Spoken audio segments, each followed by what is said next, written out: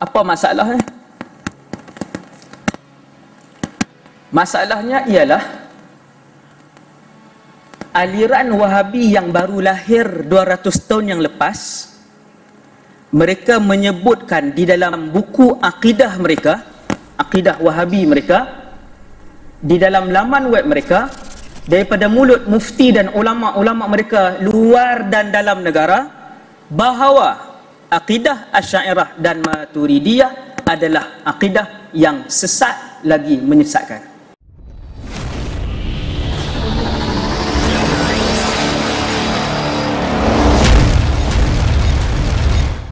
A'udzu billahi minasy syaithanir rajim. Bismillahirrahmanirrahim.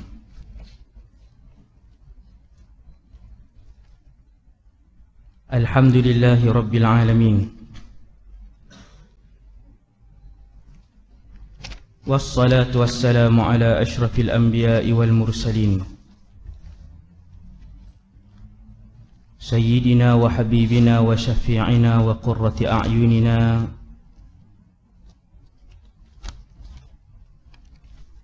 Muhammad ibn Abdullah al-Amin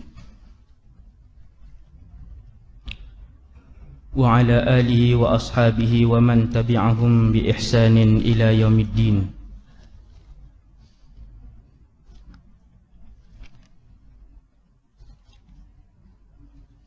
ولا حول ولا قوة إلا بالله العلي العظيم.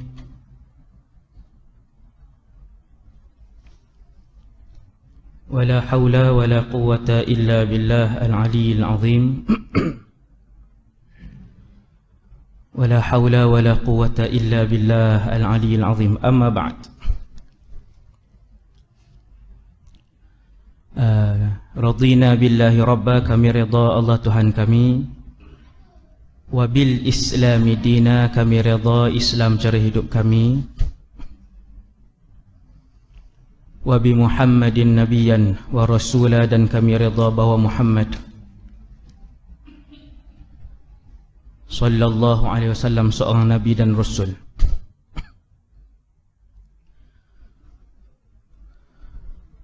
Muslimin dan muslimat yang dirahmati Allah, sebelum tu terima kasih kepada pengacara majlis yang berusaha, Tuan Imam, jawatan kuasa, para pegawai yang bertugas. Alhamdulillah, syukur kepada Allah Subhanahu wa taala.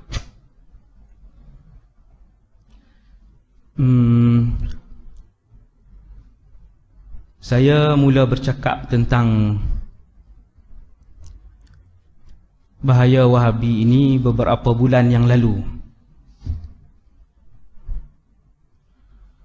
Saya balik daripada Syria 2001, 2008. Kalau ada yang saya salah sebut tu, minta terus tegur. Letih. Tadi sampai ikon kereta rosak pula tengah jalan.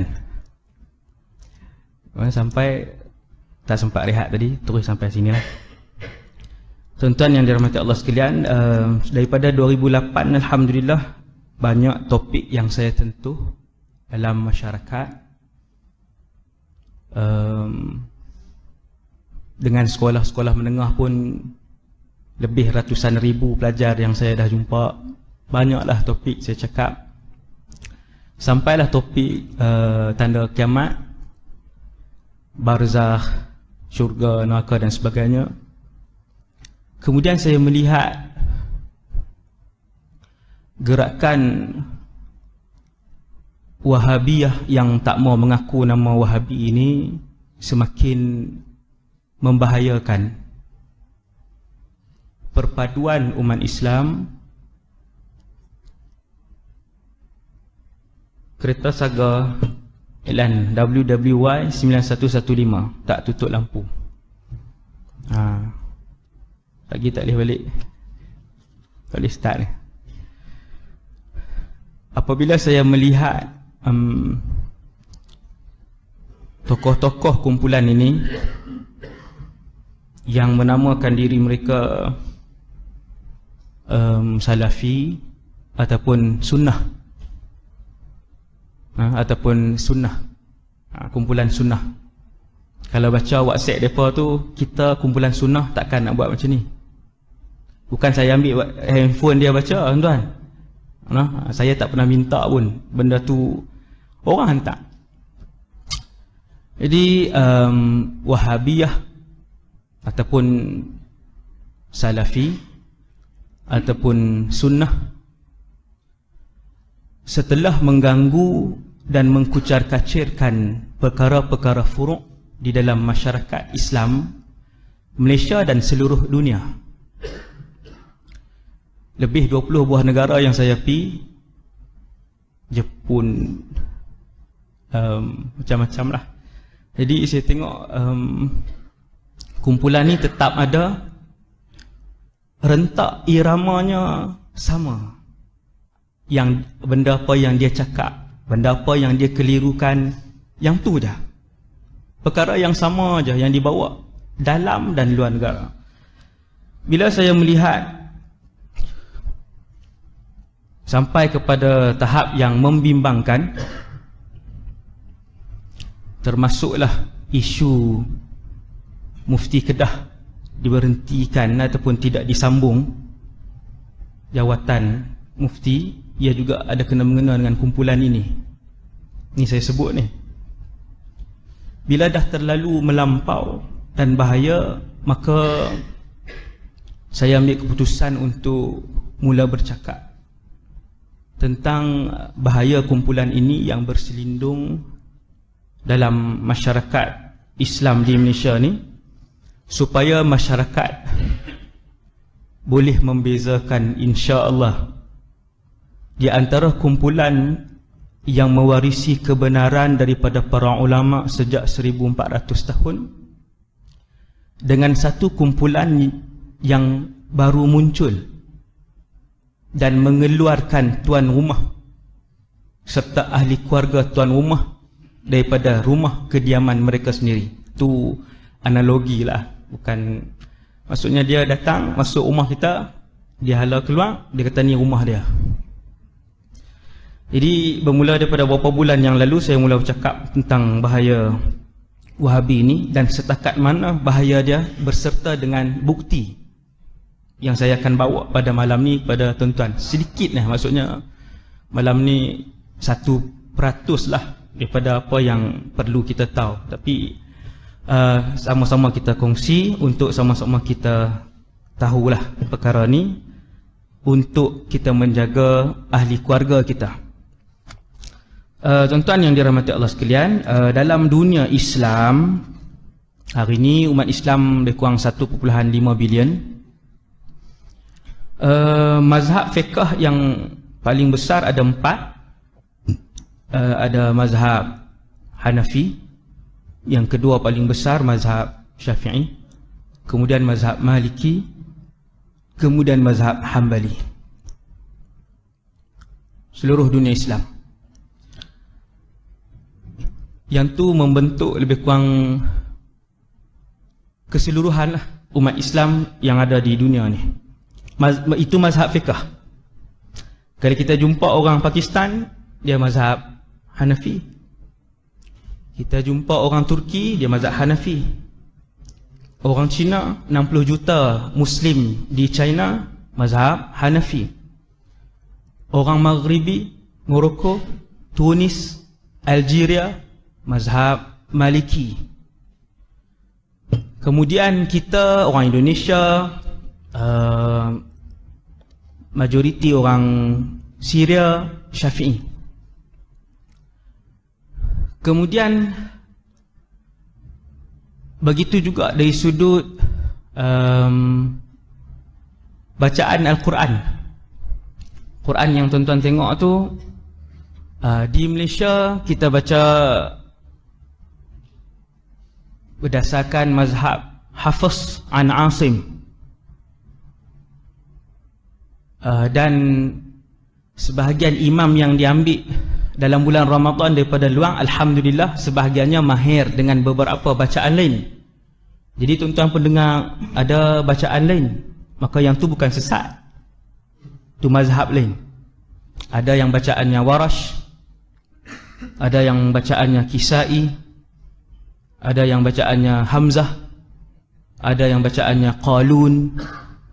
Yang kalau malam ni kita kali pertama dengar, betul ke ni? Kan? Betul ke ni? Ada banyak jenis bacaan, dan bacaan dia pula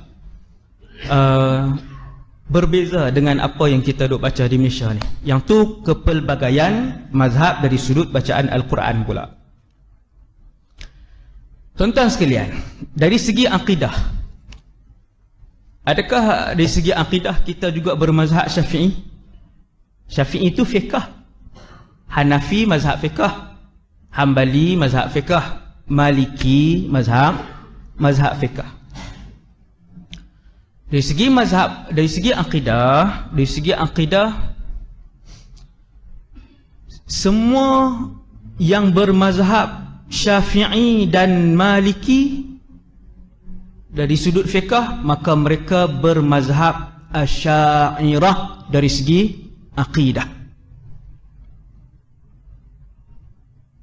Kaedah ni, dalam dunia ini semua yang bermazhab fiqh Maliki dan fiqh Syafi'i, maka akidah mereka adalah Asy'ariyah. Tuan-tuan nak bukti, buka lah laman web mana-mana negara yang mazhab mereka ialah mazhab Maliki fiqh. Cuba tengok akidah dia Asy'ariyah. Universiti Zaitun di Tunis, antara yang tertua di dunia, dan Universiti Qazwin di Maghrib, Morocco, antara yang tertua di dunia. Mereka fiqh Maliki dan akidah Asy'ariyah. Semua yang bermazhab Hanafi pula, Pakistan 200 juta, Turki 70 juta, China 60 juta umat Islam, Hanafi ni. Kesemua yang bermazhab fiqh Hanafi, maka akidah mereka Maturi, sambung tak? Maturidiyah. Jadi tuan-tuan kata ni kali pertama dengar ni, macam hak Quran tadilah pun kali pertama dengar juga. Kesemua yang bermazhab Hanafi dalam dunia Islam hari ini adalah bermazhab Maturidiyah dari segi akidah. Maka Syafi'i, Hanafi, Maliki mazhab fiqh, ketiga-tiga ini membentuk 95% daripada umat Islam dalam dunia ni. Maliki, Syafi'i, Hanafi membentuk 95% umat Islam dalam dunia ini. Bermaksud 95% umat Islam dalam dunia ini mazhab akidah dia adalah Asy'ariyah Maturidiyah.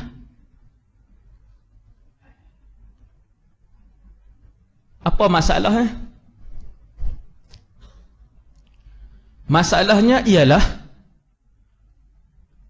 aliran Wahabi yang baru lahir 200 tahun yang lepas, mereka menyebutkan di dalam buku akidah mereka, akidah Wahabi mereka, di dalam laman web mereka, daripada mulut mufti dan ulama-ulama mereka luar dan dalam negara, bahawa akidah Asy'ariyah dan Maturidiyah adalah akidah yang sesat lagi menyesatkan. Bahaya tak saya cakap ni? Bahayalah. Ni rakaman ada apa semua kan? Ada bukti ke? Tuan-tuan nak luar negara ke bukti dalam negara? Nak bukti video ke nak bukti bertulis? Bukti video dan bertulis luar negara pun banyak, bukti video dan bertulis dalam negara pun banyak. Sebab tu saya berani sebut. Tuan-tuan, menyesatkan 95% umat Islam dunia ini yang berakidah Asy'ariyah Maturidiyah, iaitu hampir kesemua mufti Islam dunia bermazhab Asy'ariyah dan Maturidiyah. Nak mudah, Nak mudah faham, mufti di Malaysia. Tuan-tuan buka laman web Jabatan Mufti Kedah, Jabatan Mufti Pulau Pinang, Jabatan Mufti Perak, Terengganu, Kelantan, sampai Sabah Sarawak. Apa akidah dia? Akan disebutkan dalam tu. Saya bacakan kepada tuan-tuan contoh. Satu contoh cukuplah. Satu contoh. Negeri Sembilan, Jabatan Mufti Negeri Sembilan. Setelah meneliti setiap pandangan ahli mesyuarat dan hujah-hujah yang dikemukakan, Muzakarah Jawatan Kuasa Fatwa Negeri Sembilan, panjang ayat, telah bersetuju menerima cadangan takrifan berkaitan Ahlus Sunnah wal Jamaah, iaitu merujuk kepada ayat 1. Akidah dan Tauhid. Ni boleh buka ni, ini yang saya kata bukti ni.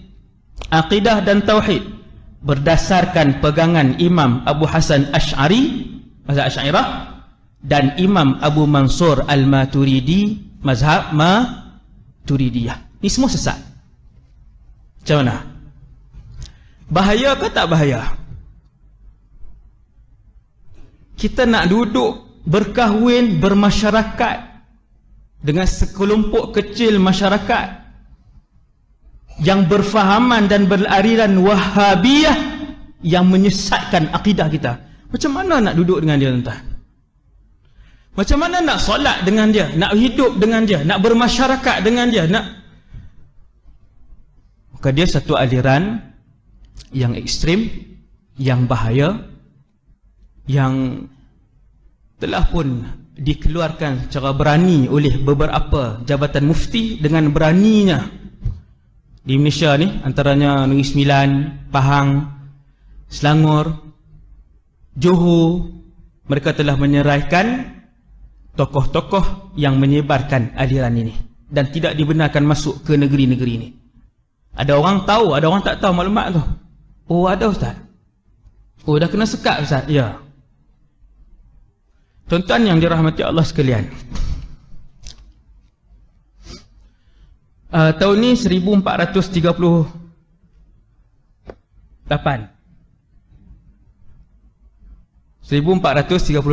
Hijriah. Ni kita sampai malam ni. Bermaksud lebih kurang umat Nabi Muhammad. Ni bukan cerita Imam Mahdi, dia macam nak pergi tajuk tu kan. Ni nak cerita tentang di mana mazhab Asy'ariyah, mazhab fiqh Syafi'i ni mula muncul, Wahabi mula muncul ni di mana? Tuan-tuan yang dirahmati Allah sekalian, 1438 Hijrah sampai malam ni bermaksud kita kurun ke-15. Kita umat Nabi Muhammad yang hidup pada kurun ke-15. Ini dalam ilmu tarikh diajar. Saya sempat belajar 3 tahun dulu di Syria. Sekarang kurun ke-15. Satu kurun bersamaan dengan 100 tahun. Kalau saya tersasul, betul kan? Letih di sini. Satu kurun bersamaan dengan 100 tahun. 500 tahun, 5 kurun. 1000 tahun, 10 kurun. 1400 tahun, 14 kurun. 1438, kurun ke-15. Okey. Imam Abu Hanifah wafat pada tahun 150 Hijriah. Kita tahun ni, malam ini, tahun ini kita 1438. Imam Abu Hanifah, ni saja contoh je ni. Imam Abu Hanifah An-Nu'man wafat pada tahun 150 Hijrah. Kita nak tahu satu ulama itu daripada kurun mana, lihat tarikh wafatnya. Baru kita sebut dia ulama kurun sekian. Imam Abu Hanifah wafat tahun 150 Hijrah, maka dia ulama kurun ke-2. Imam Malik Ibn Anas wafat tahun 179, maka dia ulama kurun ke-2. Imam Muhammad Ibn Idris Asy-Syafi'i, pengasas mazhab kita, wafat pada tahun 204 Hijrah, maka dia ulama kurun ke-3. Imam Abu Hasan Al-Asy'ari, pengasas mazhab Asy'ariyah, wafat tahun 324, maka dia ulama kurun ke 4. Imam Muhammad ibn Muhammad Al-Ghazali, Imam Ghazali wafat pada tahun 505, maka dia ulama kurun ke 6. Al-Imam Muhyiddin Abi Zakaria Yahya ibn Sharaf An-Nawawi wafat pada tahun 676 Hijrah, maka dia ulama kurun ke 7. Imam Ibn Taymiyah wafat pada tahun 728 Hijriah, maka dia ulama kurun ke 8. Al-Imam Suyuti wafat pada tahun 911 Hijrah, maka dia ulama kurun ke 10. Macam itulah. Muhammad bin Abdul Wahhab rahimahullah, pengasas mazhab Wahhabiyah, wafat pada tahun 1206, maka dia ulama kurun ke 13. Sekarang kita kurun ke 15. Nampak tak? Inilah perjalanan umur umat Nabi Muhammad. Kalau kita nak mudah faham. Kita nampak jauh. Imam Syafi'i awal dulu, jauh. Maksudnya tahun-tahun yang awal. Imam Abu Hanifah 150 Hijrah, awal dulu. Nak banding dengan Imam An-Nawawi 676, dah tengah ni. Kita nampak dah ulama duduk di mana. Lepas ni kalau baca sirah, sejarah Islam, kerajaan Bani Umayyah yang berpusat di Syria, baru tuan-tuan nampak duduk di mana. Kan? Para sahabat radhiyallahu anhum, Rasulullah SAW sendiri wafat tahun 11 Hijrah. Tuan-tuan kata, lagi awal. Lah Rasulullah 11 Hijrah. Kemudian Abu Bakar 13 Hijrah. Kemudian Sayyidina Umar selepas tu. Jadi tuan-tuan yang dirahmati Allah sekalian, mazhab akidah kita ini mula muncul pada tahun 324 Hijrah, lebih kurang kurun ke 4. Dia juga mazhab yang awal. Abul Hasan Al-Ash'ari, dia yang asaskan akidah ini. Bermula daripada tahun 300 itu sampailah hari ini, malam ini 1438 Hijrah. Umur mazhab ini lebih kurang 1100 tahun, dan mereka ini digelar sebagai khalaf yang belakang ni. Lama kan? 1100 tahun. Tempoh 1100 tahun ini ada ribuan ulama-ulama besar dunia Islam yang mazhab mereka juga adalah Asy'ariyah dan Maturidiyah.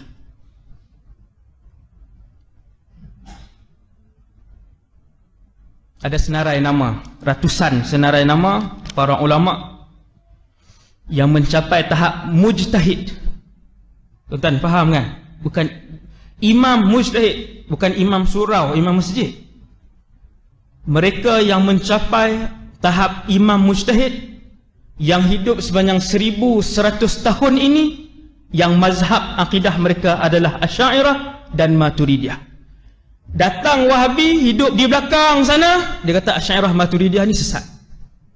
Antara kitab yang ada di luar negara, Naqdu Aqidah Asy'ariyah dan Maturidiyah, pembatalan akidah Asy'ariyah dan Maturidiyah, terbatal. Kitab tu bukan berusia 400 tahun. Mustahil untuk dia berusia 700 tahun. Sebab dia baru dilahirkan. Kitab tu kitab moden ni lah. Kitab yang moden. Jadi tuan-tuan yang dirahmati Allah sekalian, antara imam besar yang kalau saya sebut kepada tuan-tuan yang berakidah dengan akidah Asy'ariyah Maturidiyah, antaranya Imam Daraqutni. Tuan-tuan pernah dengar hadis riwayat Daraqutni? Orang selalu baca hadis, dia tahu. Okey, sebut masyhur sikit, Imam Al-Hakim. Ni ramai lagi orang kenal. Semua ni ada ratusan nama yang mereka ini menyebutkan dalam buku mereka secara langsung ataupun tidak langsung bahawa mereka adalah Asy'ariyah ataupun mereka adalah Maturidiyah. Imam Baihaqi, yang ini secara jelas mengarang kitab lagi, kitab akidah, bahawa dia adalah Asy'ariyah. Kan hadis riwayat Imam Baihaqi. Bagaimana tuan-tuan kita Wahabi adalah satu aliran yang paling besar dosa mereka dengan menyesatkan akidah umat Islam yang paling besar di dalam dunia ini sepanjang 1200 tahun. Apabila mereka menulis dan bercakap tentang bahawasanya Asy'ariyah dan Maturidiyah ni adalah akidah yang sesat. Sebab tu kita bercakap baru tuan-tuan nampak sampai di situ sekali bahaya aliran ini. Kalau tuan-tuan nak tengok video, sekarang pun boleh tulis dalam YouTube, balik lagi pun boleh. Yang faham bahasa Arab boleh tengok ceramah daripada Dr. Uthman Al-Khamis dan sebagainya. Banyak lagi lah yang lain, puluhan lagi yang lain. Abu Ishaq, Ustaz Abu Ishaq ni hak luar negara lah kan.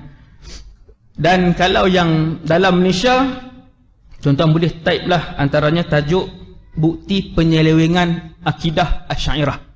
Yang ni bahasa Melayu. Balik tulis. Tengoklah siapa yang keluar. Arab ke Melayu? Kalau Melayu, Indonesia ke Malaysia? Tuan yang dirahmati Allah, sudah sampai satu tahap mereka berani untuk naik banner ceramah penyelewengan akidah Asy'ariyah. Hasbunallah wa ni'mal wakil. Dan mereka berani untuk ceramah disebarkan dalam YouTube tentang tajuk-tajuk yang begitu sensitif, tajuk-tajuk yang begitu bahaya. Jadi Asy'ariyah ni kita lah tuan-tuan, yang mazhab Syafi'i fiqh, maka akidah mereka adalah Asy'ariyah. Selepas ni orang tanya, kita boleh sebut. Pengasas mazhab Asy'ariyah ini wafat tahun 324, kurun keempat. Kita nampaklah di situ. Sudah lama tuan-tuan. Dan antara ulama besar Islam yang disebut oleh Imam Suyuti, Nabi sebut dalam satu hadis yang sahih bahawa setiap 100 tahun Allah akan menghantar ataupun memilih seorang daripada umat Nabi Muhammad di kalangan ulama yang akan menyusun semula memperbaharui urusan agama ini. Bukan buat main agama baru. Dia kita kata format balik lah. Macam tu lah. Bukan buat main urusan baru dah. Dia main susun balik. Setiap 100 tahun seorang. Mereka ni dinamakan sebagai Mujaddid. Bukan mujtahid lah. Mujtahid satu lagi, itu gelaran lain. Mujaddid, membawa pembaharuan setiap 100 tahun. Maka antara ulama yang memilih senarai Mujaddid ini adalah Al-Imam As-Suyuti. Majoriti semua pernah dengar. Kalau sebut Imam Suyuti, semua pernah dengar. Imam Suyuti mazhab Syafi'i, akidahnya Asy'ariyah. Kalau guna fatwa Wahabi, semua sesat. Termasuk Imam Nawawi. Imam Nawawi lagi semua orang kenal. Imam Nawawi, pensyarah terbaik kepada Sahih Muslim. Begitu juga pensyarah terbaik kepada, antara pensyarah terbaik kepada Sahih Bukhari, Al-Imam Ibn Hajar Al-Asqalani. Dia Syafi'i dan mazhab akidahnya Asy'ariyah.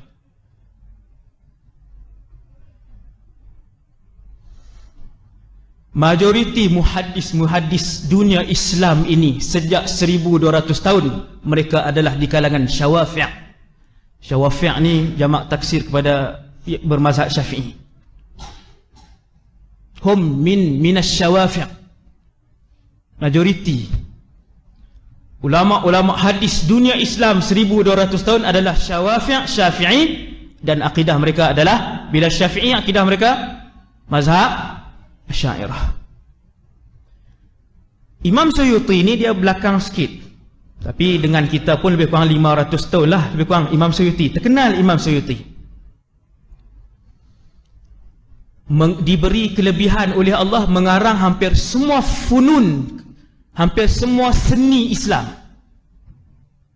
Fiqh, usul fiqh, nahu, usul nahu, tafsir, usul tafsir, hadis, mantik, balaghah, arud. Hampir ke semua seni Islam dikarang oleh Al-Imam Suyuti. Hebat lah Imam Suyuti ni. Dia punya kitab dia lebih 500 jilid. Waktu bila dia karang tak tahu. Karamah. Imam Suyuti dia pilih.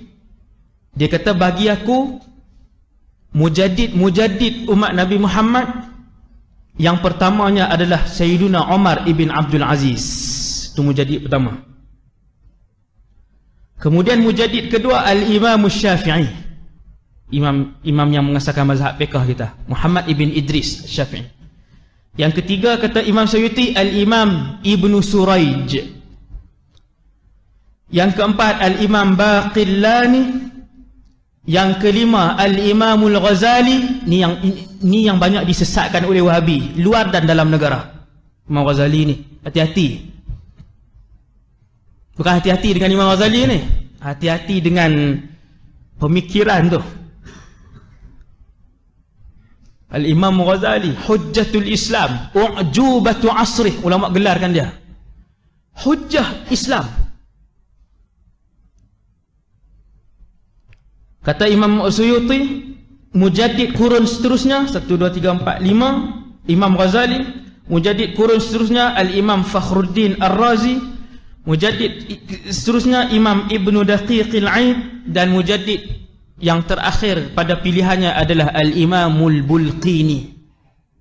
Mula daripada Imam Ibn Suraish sampai Imam Al-Bulqini, kesemuanya mazhab akidah mereka adalah Asy'ariyah Maturidiyah, mujaddid. Ni yang menyusun kembali urusan agama umat Nabi Muhammad sepanjang kurun ini. Mereka adalah Asy'ariyah dan Maturidiyah. Yang inilah yang disesatkan oleh Wahabi secara umum. Cara umum. Yang ni yang merisaukan kita, aliran ini. Jadi aliran ini dia muncul di Saudi, di sebuah tempat yang bernama Najd. Hari ini Najd itu adalah Riyadh.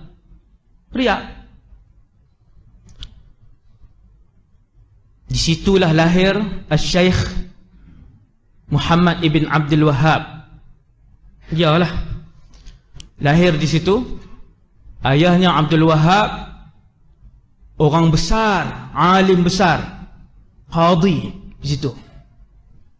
Abangnya juga seorang ulama besar, Sulaiman ibn Abdul Wahhab. Dia Muhammad bin Abdul Wahhab, abangnya Sulaiman bin Abdul Wahhab. Belajar di kampung. Tuan-tuan, maklumat ni bukan saya hidup zaman tu, kan? Maklumat ni kita baca daripada buku dan kita dengar daripada para ulama. Syekh Muhammad Abdul Wahhab ni dia belajar di kampung, kemudian dia keluar. Ketika dia menyambung pengajian di luar, waktu itulah dia mula mendalami kitab seorang imam yang wafat pada tahun 728 Hijrah, Imam Ibn Taymiyah. Imam Ibn Taymiyah ni lama lah, 728 Hijrah, maksudnya ulama kurun ke-8. Syekh Muhammad Abdul Wahhab 1206, ulama kurun ke-13. Bezalah. Cumanya Syekh Muhammad bin Abdul Wahhab mentelaah banyak buku-buku Imam Ibn Taymiyah. Dan Imam Ibn Taymiyah rahimahullah adalah seorang imam yang berpangkat mujtahid, tetapi seorang ulama kontroversi,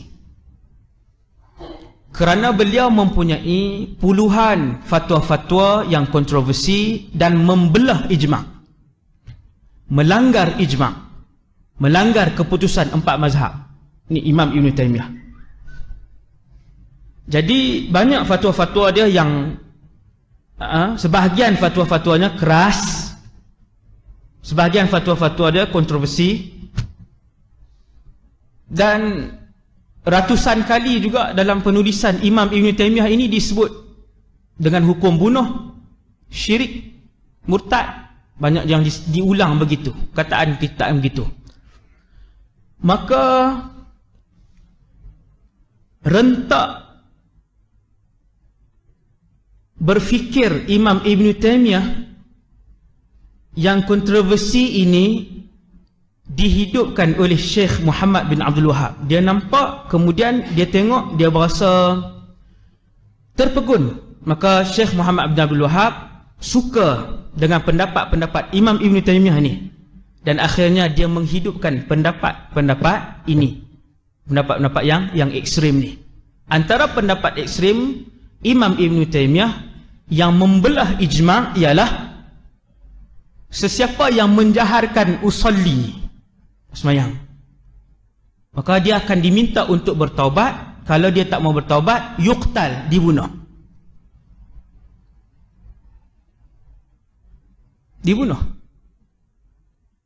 Sesiapa yang menziarahi kubur Nabi sallallahu alaihi wasallam di Madinah dengan tidak ada niat untuk ziarah masjid, maka perjalanan musafir itu dikira sebagai perjalanan maksiat. Ekstrim lah. Selain daripada ekstrim, dia juga melanggar ijma' fatwa tu. Jadi melihat fatwa-fatwa yang keras ini, Syekh Muhammad Abdul Wahab dia nampak dia suka, dia bersetuju dengan fatwa macam tu. Maka dia hidupkan pemikiran Imam Ibn Taymiyah. Akhirnya dia bawa balik ke kampung beliau.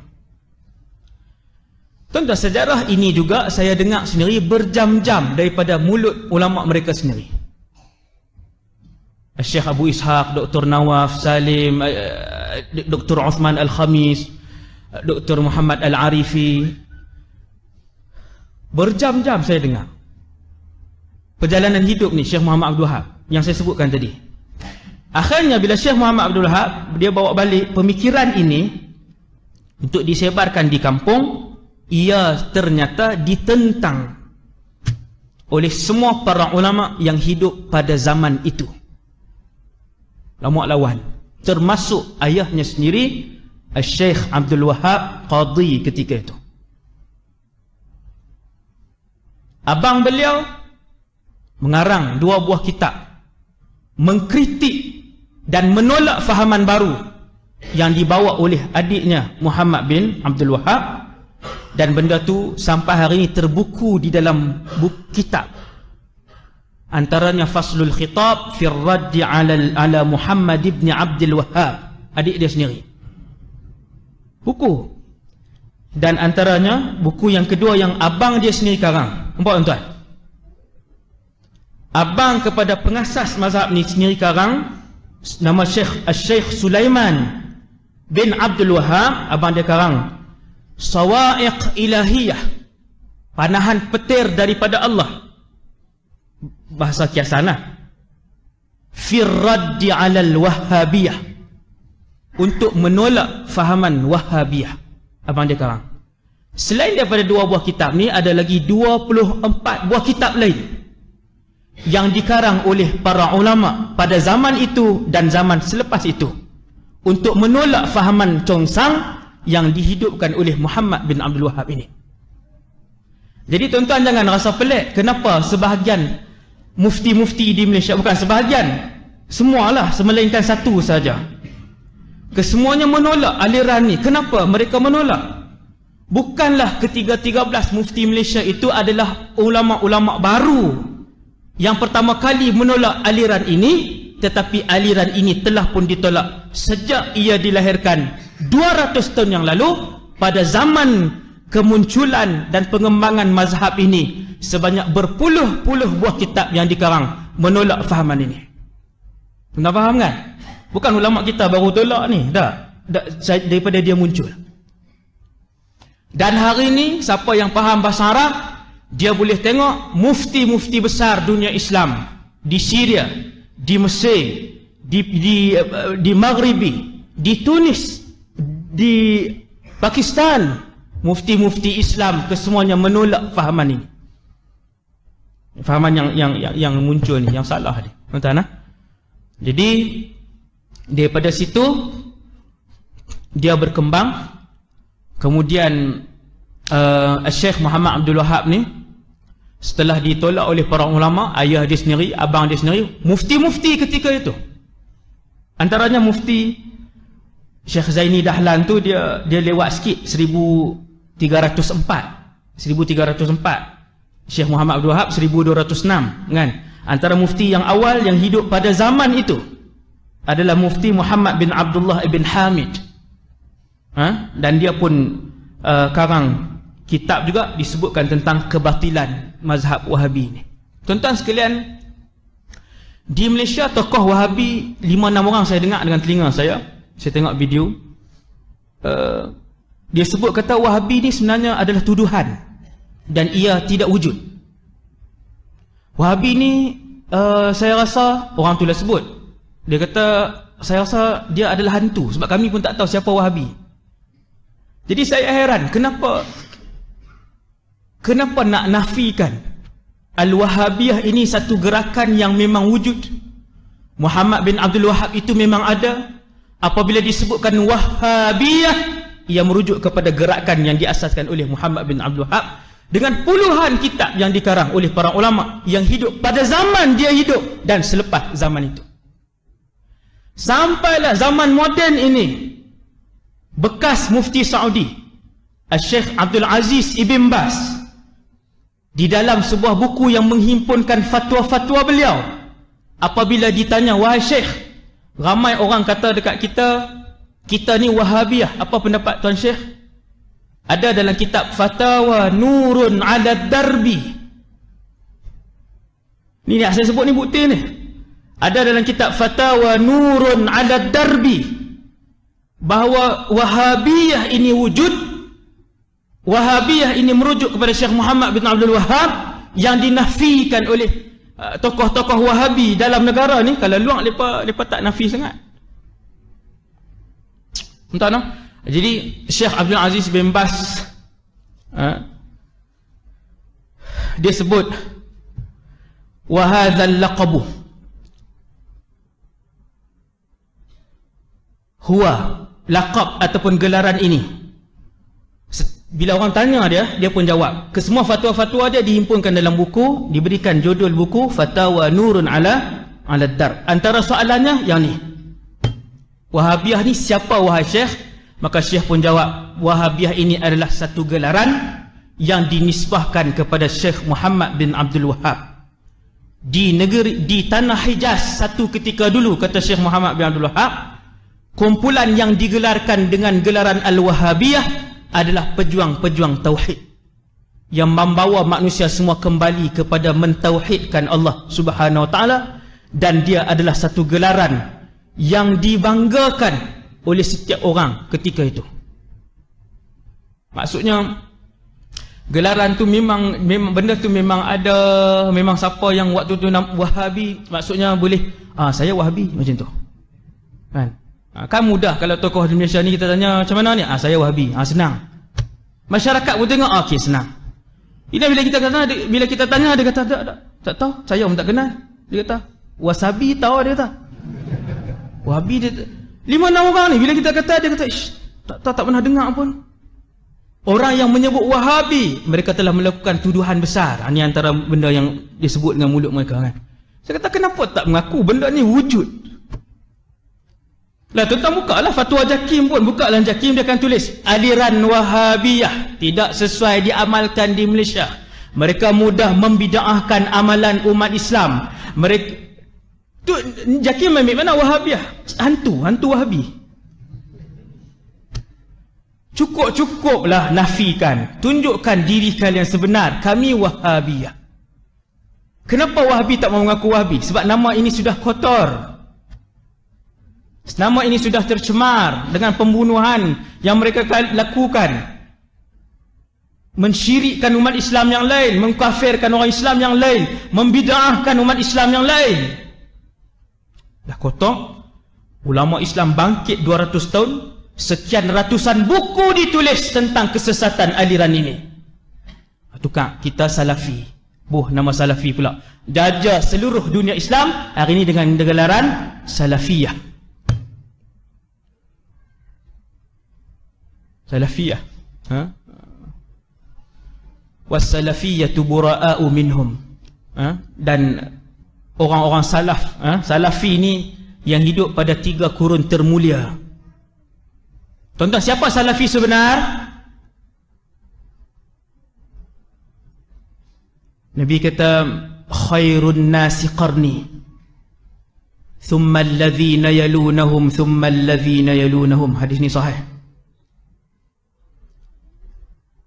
Manusia terbaik di kalangan umat Nabi Muhammad adalah kurun yang hidup pada zaman Nabi, 100 tahun yang pertama. Kemudian kurun yang seterusnya 100 tahun yang kedua. Kemudian kurun yang seterusnya 100 tahun yang ketiga. Ketiga 300 tahun yang pertama ini adalah kurun yang penuh dengan keberkatan. Antara yang hidup pada zaman itu Imam Syafi'i, Imam Malik ibn Anas, Imam Abu Hanifah An-Nu'man, Imam Ahmad ibn Hanbal, Al-Imam Auza'i, Al-Imam Sufyan ibn Uyainah, Imam Abdullah ibn Mubarak. Ini semua ulama yang hidup pada zaman salaf. Mai puak ni, 1200 ni, kami Salafi. Jangan panggil kami Wahabi, kamilah Salafi. Tak ada kena-mengena Salafi yang awal yang dipuji oleh Rasulullah tu dengan kalian. Bahkan manhaj kalian berbeza dengan manhaj As-Salafiyah yang dipuji dan dijamin oleh Rasulullah sallallahu alaihi wasallam tentang kualiti iman mereka. Iman mereka. Ada satu artikel di bukti seterusnya. Ini yang keberapa belas punya bukti. Tuan-tuan boleh tulis Google, tulis Al-Asy'ariyah dan Al-Maturidiyah. Cukup tulis itu, tak idin. Artikel ni 53 muka surat. Malaysia, bahasa Melayu. Bukan luar negara. Bahasa Melayu. Betapa bahayanya kumpulan ini yang mudah mengkafirkan orang Islam yang lain. Seperti mana mudahnya Syekh Muhammad bin Abdul Wahab mengkafirkan orang Islam lain, maka begitulah mudahnya pendokong Wahabiyah luar dan dalam negara mengkafirkan orang lain. Sebelum saya baca artikel ni kat tuan-tuan, berapa bulan yang lepas, saya tak ingat, seorang doktor daripada Saudi, doktor syariah, Dr. Aid Al-Qurani. Bila dia mai? Siapa ingat? Dia mai bila? Semua duduk Indonesia kah?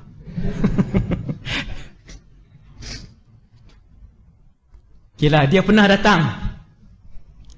Dia mai buat ucapan, doktor syariah ni. Kemudian dia tweet. Dia tulis, wahai ulama-ulama Islam semua, tinggalkan permasalahan khilaf. Datanglah beramai-ramai ke bumi Malaysia. Ayuh kita murnikan kembali akidah mereka yang telah dirosakkan oleh ahli sufi dan kuburiyun. Orang Islam Malaysia mudah je dia berkeluar ayat. Simple je. Dia nak berkeluar satu ayat mazhab ini, sebab tu dia mudah nak dia buat ni syirik ni. Buat maulid ni bid'ah syirkiyah. Maulid Nabi hak tuan-tuan duk buat tiap-tiap tahun tu bid'ah yang syirik. Fatwa luar dan dalam negara boleh tengok. Bid'ah syirkiyah, bid'ah yang syirik. Kan, hak lain tu zikir ramai-ramai tu bid'ah. Tu dia sebut, saya tersebut pasal bid'ah sikit kan. Lepas ni, tajuk lepas ni saya sebut sikit pasal bid'ah sikit saja. Tuan yang dirahmati Allah. Jadi dia tulis dalam tu, dia kata mai semua pakat, ulama-ulama pakat mai sini. Bersih, mai kita bersihkan balik akidah orang Islam di Malaysia ni. Telah dirosakkan oleh ahli-ahli sufi dan juga kuburiyun, orang-orang kubur. Orang kubur ni mereka gelar kepada kita semualah yang menziarahi wali-waliullah yang meninggal dunia kita ziarah. Kan? Yang tu dilakukan oleh para ulama. Benda tu bukan syirik. Kan? Menziarahi kubur. Bukan kita sembah kubur tu. Tuan yang dirahmati Allah sekalian. Jadi, dalam buku ni, dalam risalah ni, 53 muka surat ni, tuan balik tulis, boleh print. Saya print keluar dah. Takut mereka ubah, kan? Tapi lama dah lah, 2 tahun dah tak silap dia, ada dalam ni, kan? Tuan-tuan tengok,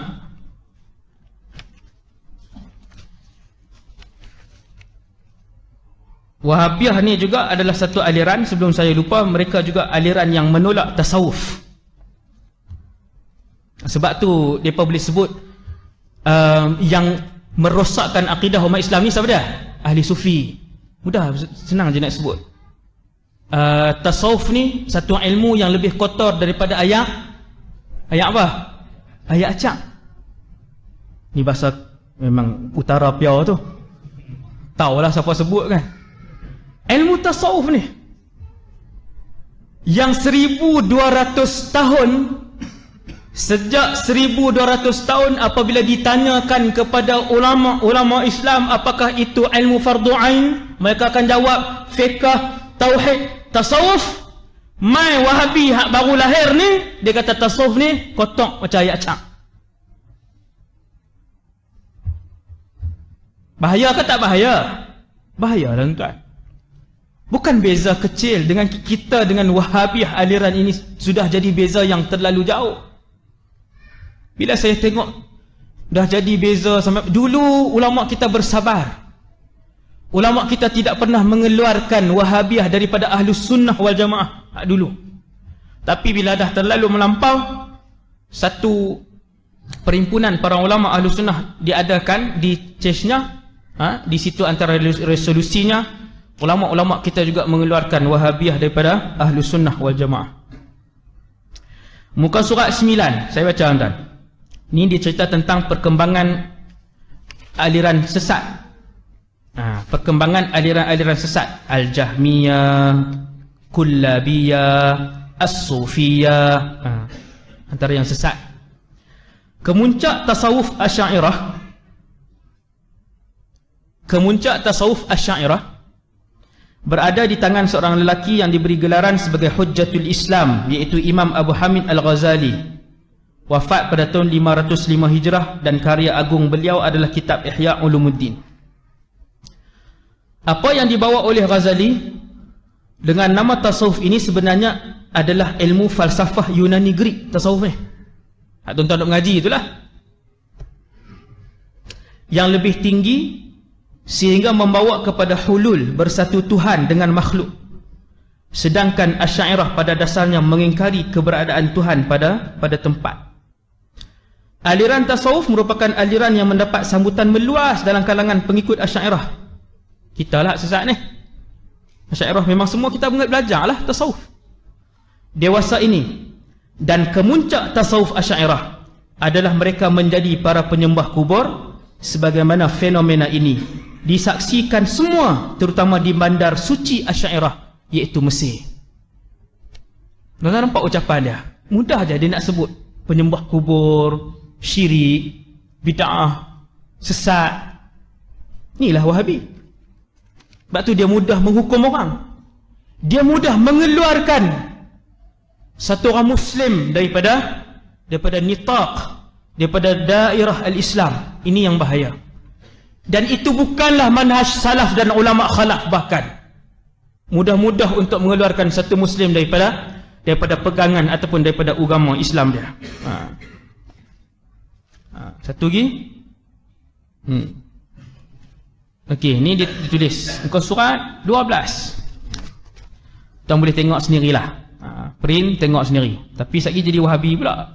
Baca-baca seorang, oh betul semua ni. Tuan, ni saya habaq siap-siap lah. Ini pemikiran mereka yang bahaya ni. Dia kata Asy'ariyah ni ada beberapa kumpulan. Asy'ariyah dan Maturidiyah ada beberapa kumpulan. Kumpulan pertama Ahlul Kalam. Antaranya siapa? Imam Fakhruddin Ar-Razi, Imam Al-Bahili, Imam Ghazali, Imamul Haramain, Imamul Amidi. Ni ulama besar ni. Dunia Islam, ulama besar dunia Islam.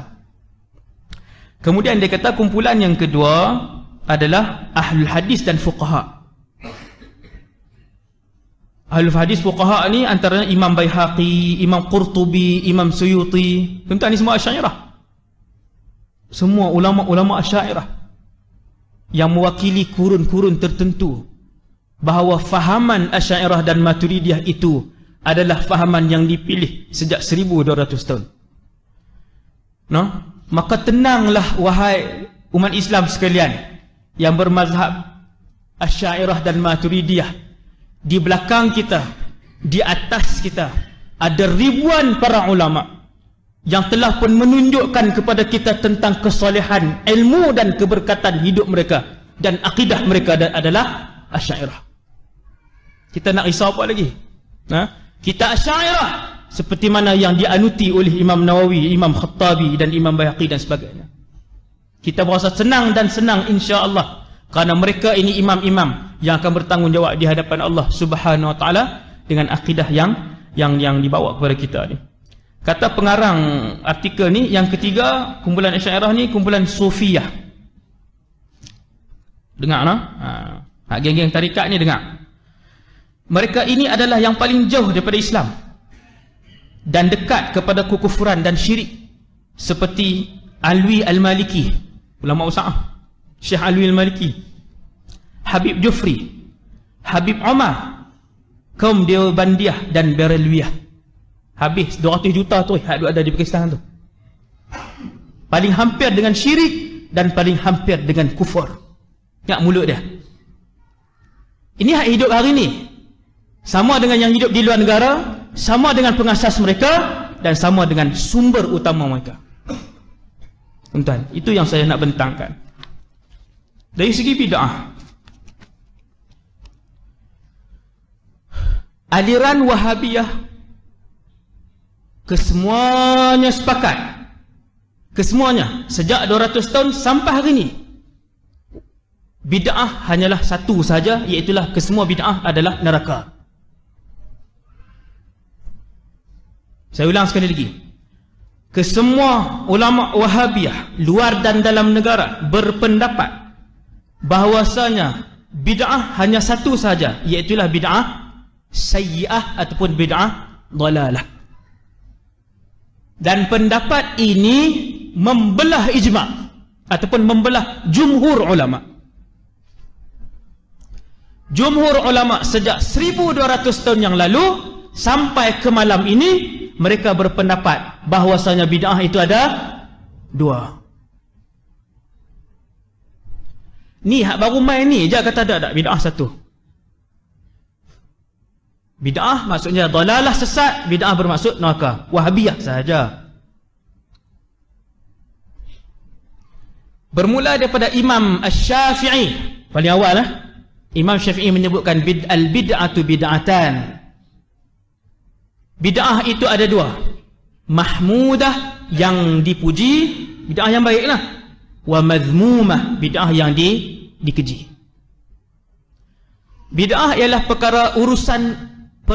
semua urusan yang baru dalam agama yang tidak dilakukan oleh Rasulullah. Itu bid'ah.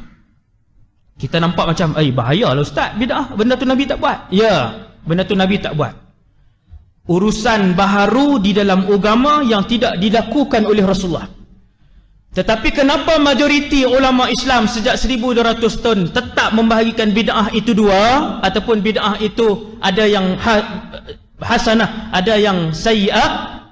Kerana dalil-dalil yang diteliti oleh para ulama ini yang melihat bahwasanya perkara baru yang tidak dilakukan oleh Rasulullah tidak semestinya ia adalah bid'ah. Contoh, benda Nabi tak buat tetapi dia tak bid'ah. Kita ambil contoh ketika Nabi hidup. Laju-laju saya sebut kat tuan-tuan. Satu, Nabi solat bersama dengan para sahabat. Bangun daripada rokok, Nabi pun sebut Sami'allahu liman hamidah. Kemudian Rabbana walakal hamd. Ada satu orang sahabat, hadis ni sahih. Ada satu orang sahabat, Rabbana walakal hamd hamdan kathiran tayyiban mubarakan fih. Dia tambah. Habis semayang, Nabi tanya, siapa yang tambah? Apa maksud tambah? Nabi tak pernah ajar. Satu sahabat angkat tangan. Ana ya Rasulullah, saya. Nabi tak pernah ajar. Maka Nabi pun sebut, wahai fulan, sesungguhnya tadi ketika kamu melafazkan perkataan itu, aku melihat lebih 30 para malaikat yang berebut-rebut untuk menuliskan pahala bacaan kamu tadi. 1. 2. Bilal ibn Rabah. Waktu Nabi peristiwa Mi'raj, masuk syurga, dengar Bilal, tapak kaki dia. Khashfana alaih. Nabi mendengar saut khashfna alaih. Bilal. Bilal ke Abu Hurairah? Bilal. Tahu dah cerita ni tak payah cerita. Cerita yang tuan-tuan tahu tak apa kan? Bilal. Nabi turun, wahai Bilal, apa amalan yang kamu lakukan sehingga aku mendengar bunyi kamu berjalan di dalam syurga? Subhanallah. Bilal kata, ya Rasulullah, tiap-tiap kali berwuduk aku solat sunat 2 rakaat. Solat sunat wuduk 2 rakaat tidak diajarkan lagi oleh Rasulullah ketika itu. Kemudian baru mai hadis, man tawadda'a nahwa wudu'i hadza, siapa yang berwuduk seperti wuduk aku ini, kemudian dia solat 2 rakaat, maka diampunkan semua dosa dia yang telah lalu. Apa semua Nabi sebut. Yang tu hadis tu selepas peristiwa ni Mi'raj ni. Ini disebutkan oleh ulama hadis. Sebab Wahabi kata saya menipu. Bila saya kata Bilal buat satu benda yang Nabi tak buat, Bilal buat solat sunat wuduk, kan, dia tulis dalam komen tu, tengok ustaz ni menipu. Ni ada hadis ni. Dia buat main hadis. Sesiapa yang berwuduk seperti aku berwuduk kemudian solat 2 rakaat, maka dia dapat sekian-sekian. Tu kan Nabi ajar. Kan? Hadis tu di Madinah. Yang hadis Bilal ni sebelum tu lagi. Itu dijawab oleh ulama hadis, bukan imam Masjid Negara. Ni ulama hadis. Al-Hafiz Abu Syamah. Dia jawab benda tu. Tuan-tuan, maka Bilal buat satu benda yang belum diajar oleh Rasulullah. Nabi tak kata dia bid'ah. Selama mana urusan baru yang dibawa itu berada di bawah dalil umum, ajaran yang dibawa oleh Nabi sallallahu alaihi wasallam, dia bukan benda baru. Kalau benda baru yang dibawa tu tak ada dalil langsung, tak ada kena mengena dengan syariat, yang tu bid'ah yang tidak akan diterima. Bid'ah yang akan ditolak.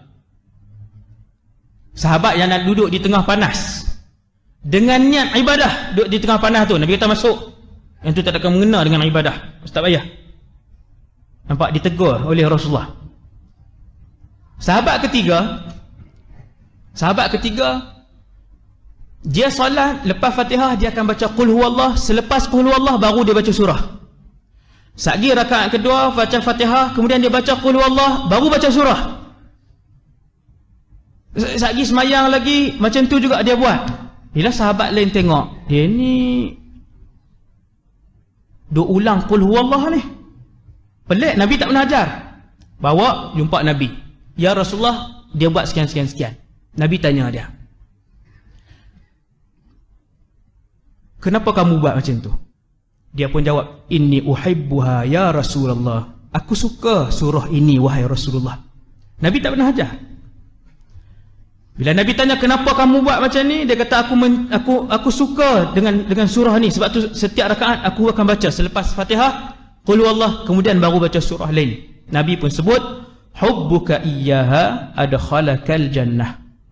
Cinta kamu kepada surah ini akan membuatkan kamu dimasukkan oleh Allah ke dalam syurga. Bukan bid'ah. Lepas Nabi wafat, selepas Nabi wafat berlaku perang besar. ramai sahabat yang menghafal Quran mati syahid.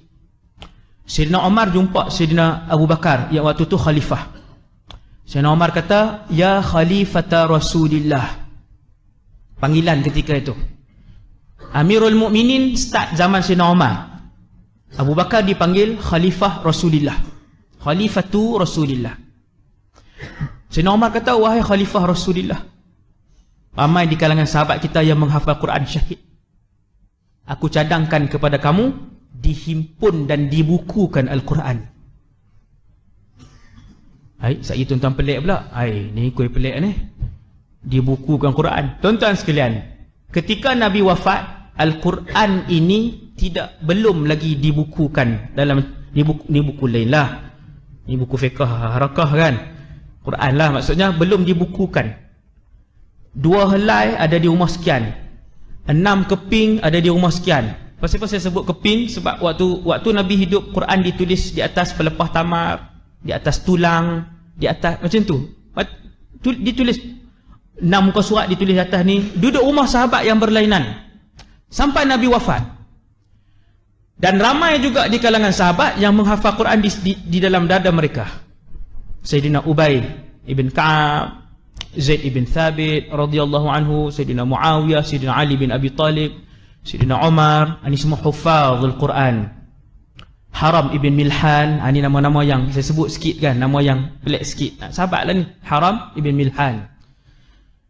Jadi bila berlaku perang waktu tu, zaman Sayyidina Abu Bakar ni banyak perang besar, maka ramai yang syahid. Sayyidina Umar kata, wahai Abu Bakar, kita perlu bukukan Quran. Bid'ah ke tak bid'ah? Ada tak zaman Nabi? Tak ada. Macam mana nak buat ni, nak bukukan Quran? Maka Sayyidina Abu Bakar kata, wahai Umar, macam mana kamu nak buat satu benda yang tidak dilakukan oleh Rasulullah? Kan Sayyidina Abu Bakar pun dia jaga-jaga. Maka diterangkan oleh Sayyidina Umar. Sayyidina Umar ni antara sahabat yang kita kata 10 yang paling alim lah. Di kalangan 140,000 sahabat ni, antara 10 yang paling alim, salah seorangnya Umar. Nabi pernah bermimpi, hadis sahih, Nabi minum susu sehingga kenyang dan keluar di celah-celah jari ni susu ni, meleleh bukan keluar ni, meleleh susu. Kemudian berbaki, Nabi berikan baki itu kepada Umar bin Al-Khattab dalam mimpi itu. Sayyidina Umar je yang dapat, dan Umar pun minum bagi habis. Nabi pun cerita kat sahabat, wahai ya Rasulullah, ma awalta, apa yang kamu takwil mimpi itu? Nabi kata, al-ilm, ilmu. Dah bayang tengok Sayyidina Umar. Jadi dia pun terangkan kepada Sayyidina Abu Bakar, hadza wallahi khair ya khalifata Rasulillah. Ini amalan yang baik wahai khalifah Rasulullah. Kan, selepas ni berlaku perang lagi, syahid lagi yang menghafal Quran, kemudian syahid lagi, kemudian syahid lagi. Kemana akan disimpan Al-Quran ini? Di mana umat Islam akan rujuk? Fansyaraha sadru Abi Bakrin, maka terbukalah jiwa dan pemikiran Abu Bakar. Fawafaqa Umar bin Al-Khattab, dia pun bersetuju dengan Sayyidina Umar. Nabi buat tak? Nabi tak buat. Himpun Quran dalam buku tu, Nabi hidup ke Nabi dah wafat? Nabi dah wafat. Maka dia bid'ah, dan dia adalah bid'ah hasanah.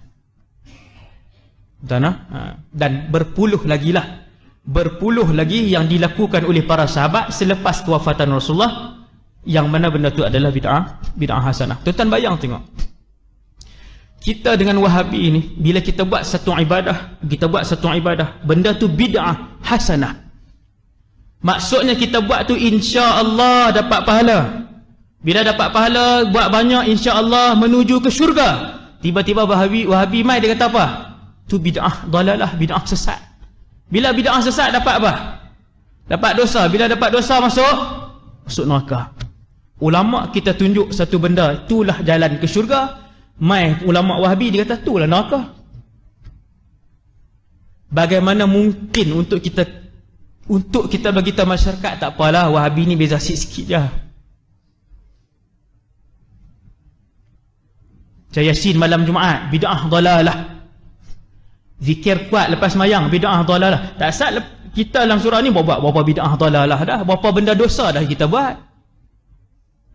Bagi aliran Wahabi ini, hak kita buat tadi berapa dah benda baru dalam agama yang kita buat, yang bagi mereka adalah sesat dan berdosa. Tuan-tuan, dosa bid'ah buat satu benda baru dalam agama. Dosa yang besar. Sebab tu ulama kita kata bukan semua bid'ah itu dalalah. Ada sebahagiannya adalah hasanah. Talqin, dalalah.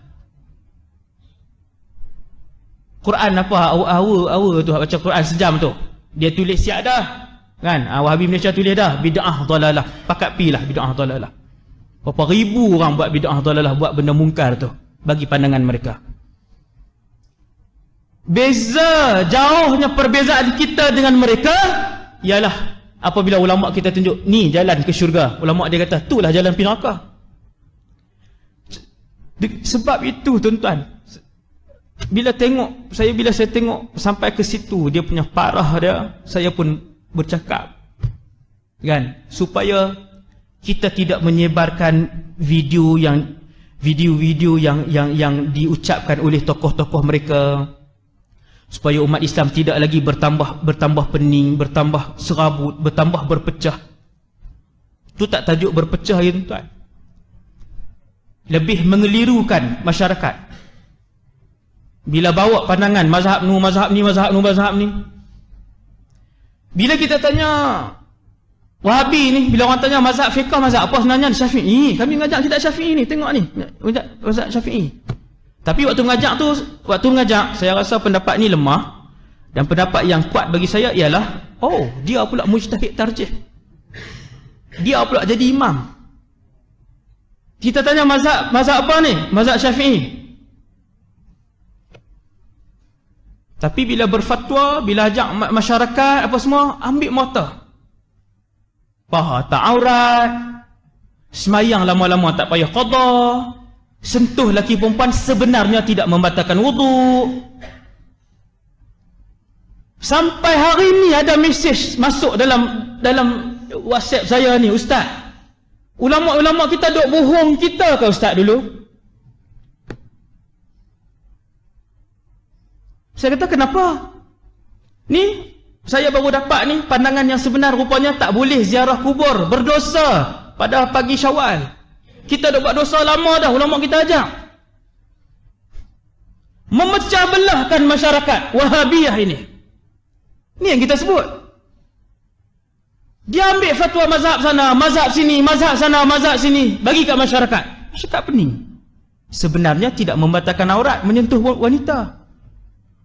Jadi orang awam ni, ustaz duk belajar 12 tahun dah fiqh Syafi'i pun semua ni.